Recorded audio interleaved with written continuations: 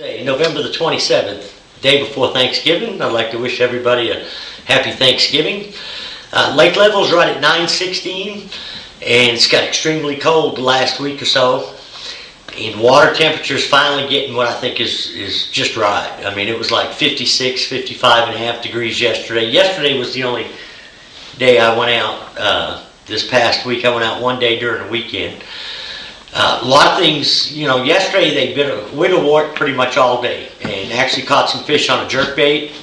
A buddy of mine was down lake down by the dam, and he caught them pretty good all day long on a wigglewort. I was up in the mid-James to Kimberling, and I caught them up in that area. What little bit we figured out between us was it seemed like most everything was in the creeks, halfway back to the back. Didn't get much of a main lake bite, and we were just fishing, the regular wiggleworts like I've talked about in the previous weeks, crawdad patterns. But like I was saying, I also caught some on a jerkbait, and I didn't do much with the deep fish yesterday because the wind was blowing so much. But I did idle around in a few spots, and I found the shad grouped up in the center of the creeks all over the lake. There's some, like if you're up in the mid-James, little ants and big ants. It's got tons of shad. If you're up around Kimberling City, the creeks like Schooner Creek, White's Branch, Mill Creek's got a ton of shad in it. And I know that down there by the dam, Beardsley and Big and Little Indian have got a lot of shad in them. Now, the best thing to fish for them is probably a grub, a gets-it, ice fishing jig, or a white spoon. But what I'm going to talk about here today is jerkbaits, what kinds I throw, what type of banks I throw them on, and what type of rod and reel I throw them on. Now, like I said, I did catch a few fish on a jerkbait yesterday, and they were in the same places I was catching them on a crankbait. And with this water, mid-50s, I wasn't letting the bait set at all. I was jerking it and bringing it on pretty good. Now, something with that water temperature like it is, there's a lot of things a person can catch fish on right now. I mean, don't rule out, even though it's cold out there, that water temperature, these fish are starting to feed up before winter. I'm starting to see a lot of the big gizzard shad, and they're up there around them rocks, especially them bigger, what we call the lava rocks. And what they're doing is they're feeding off the algae and stuff that's on the rocks, and there's some bigger fish that will move up, start to feed on them. Now that's where the jerkbait will work good, but also a big spinnerbait will work. Even in mid 50 degree water, you can fish a spinnerbait clear down into 50, low 50s. You just got to slow the bait down. But right now you don't have to slow that. You shouldn't have to slow that bait down very much. And look in the backs of the pockets, backs of the creeks.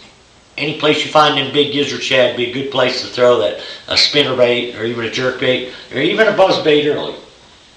But on the jerkbaits, I basically throw, three kinds of jerkbaits. I throw a McStick, which Spro makes. I throw a Mega Bass, and I still throw the old Smithwick Rogues.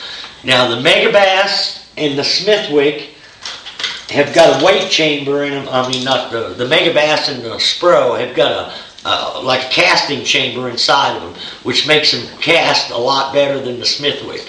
But when the water gets really cold, I find that Smithwick Rogue, the old 4.5 inch Rogue, works as good as anything out there. Now my favorite, I probably throw a Spro, 90% of the time.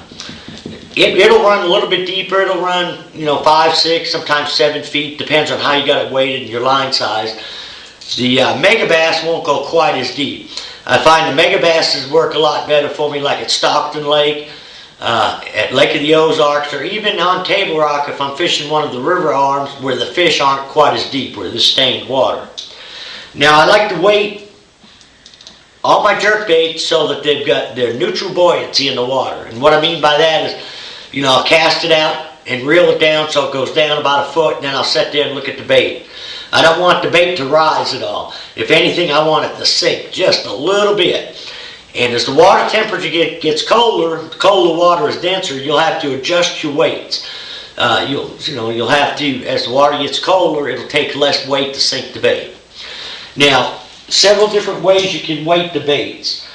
Storm makes the suspender strips.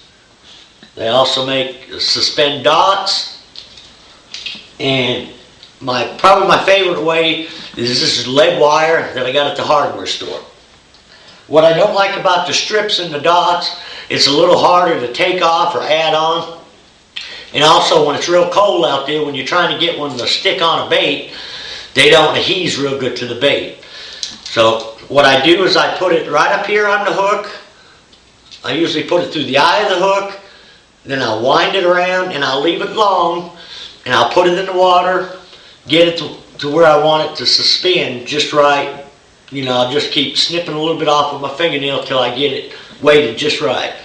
Now, as far as what hook do I put it on, you'll notice the Megabasses and the Spros, if you just set them in the water, both of these will usually set tail down. But as soon as you twitch the bait, that casting chamber will come to the front of the bait, and that's when you want to look at the bait to see how it's setting. You know, everybody's got a different preference about how they want it to set in the water. I like mine to set either level or just a little bit tail heavy. That way there, when I twitch the bait, the nose will go down, and if I'm letting the bait set 10 or 15 seconds as it's setting there, the bait's going to kind of slowly rock back in this position. And what you'll do is, like I say, put it in the water. If it's tail heavy, after you twitch it, then you want to put the weight to the front. I find the Spros are usually a little tail heavy, so 90% of the time I have to put the weight on the front of the hooks. I usually don't change the hooks on either one of these. They both come with excellent hooks right out of the box, ready to go. Now, as far as colors, you know, I'll mix up the colors quite a bit. One of my favorites is the Norman Flake, and a lot of it depends on the water clarity, you know, as far as to what color and, you know, whether I got sunshine or cloudy. If I've got cloudy overcast, I like something like the Norman Flake, white. If it's high bluebird skies, I like a bait that's more translucent, like these Megabass here, where the sunlight will actually shine through them a little bit. And they've also got a little chrome on them where they got, you know, real good flash. And I will throw a Lucky Craft, you know, jerkbait some as well too. But I mean, here's one with the wire that I hadn't weighted yet. You can see how I got the lead wire just hanging off the hook. I'll put the bait in the water, you know, I'll get it to suspend the way I want it to. Now, as far as the rod and reel, I usually like to throw it on a 6.5 to 6/8. Lou's came out with an awesome new jerkbait rod. It's a 6/8, and it's the same rod that I would use like for throwing a Zara spook or something too. I'm usually using 10-pound fluorocarbon line. I will go down to 8 if the water's real clear. And a lot of times if it's real windy and I'm having to cast into the wind, I'll throw it on a spinning rod where I can get longer cast and I don't have to worry about the backlashes. But it's, you know, real soft tip rod. I can cast the Smithwick or lighter bait with it real well. And anything with treble hooks, I find that I don't want a stiff rod. I want a real soft tip rod so I don't pull the jerk bait, you know, out of the fish's mouth.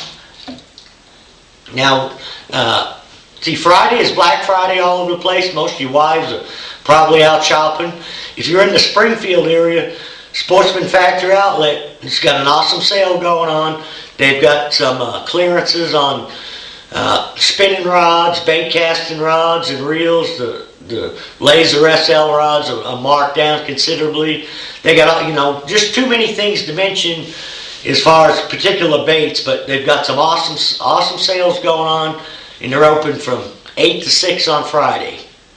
So if you get a chance, you know, stop by and see the guys over there. They got all kinds of sales going on. Now, as far as the type of stuff I'm going to throw the jerkbait on, right now I'm throwing it same place I'm throwing a crankbait. But as the water gets colder, I'm going to back out more to the main lake and secondary points where I got a drop off behind me, where I got deep water close, and then where the fish got easy accessible to shallow water, where they come up and feed for a little bit.